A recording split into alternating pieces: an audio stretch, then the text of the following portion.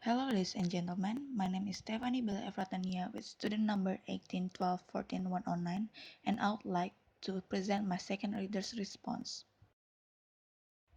The paper that I chose titled Some Characteristics of Native and Non-Native Speaker Teachers of English, written by Arthur McNeil.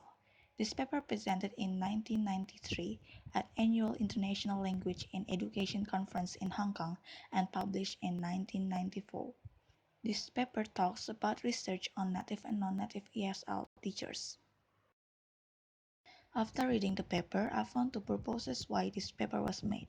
The first purpose is to test teachers' language awareness and their sensitivity to students' difficulties, and the second purpose is to compare performance between each type of ESL teachers, which are native speaker expert or NSE, native speaker novice or NSN, non-native speaker expert or NNSE, and non-native speaker novice or NNSN.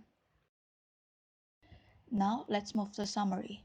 Using vocabulary assessment as a research method, Arthur conducted a research on a groups of ESL teachers and ESL students.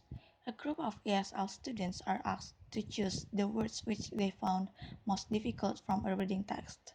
With the same passage, group of ESL teachers also asked to identify the difficult vocabulary. This method is needed to compare the patterns of teachers and student selections. At the end of the paper, the results shows that non-native novice teacher is best at predicting students' vocabulary needs, and native novice teacher is the least best at predicting students' vocabulary needs. The value that we can learn from this paper is we need to understand what our students need. Moving to the comment section, I actually expect differences between native and non-native ESL teachers, but the result was different from what I've expected. I really thought that this paper will provide the characteristics of native and non-native ESL teachers in a form of list, but it turns out that the result is about the performance of native and non-native ESL teachers. I'm quite disappointed, to be honest. Besides that, it is such a pity to only rely on vocabulary assessment since NNSN teachers have more advantage to do well in this research. Why? Because they are non-native and they have less knowledge that make them easier to relate to students. So I think it is better if other aspects of linguistics also included in the assessment to really assess teachers' performance.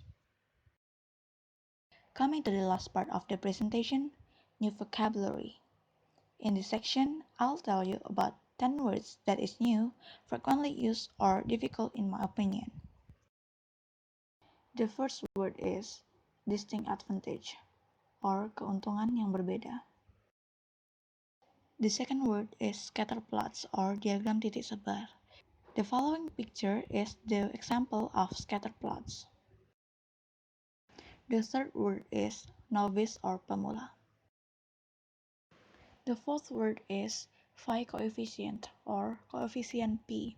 It is a math formula. The fifth word is ANOVA. It is an abbreviation of analysis of variance.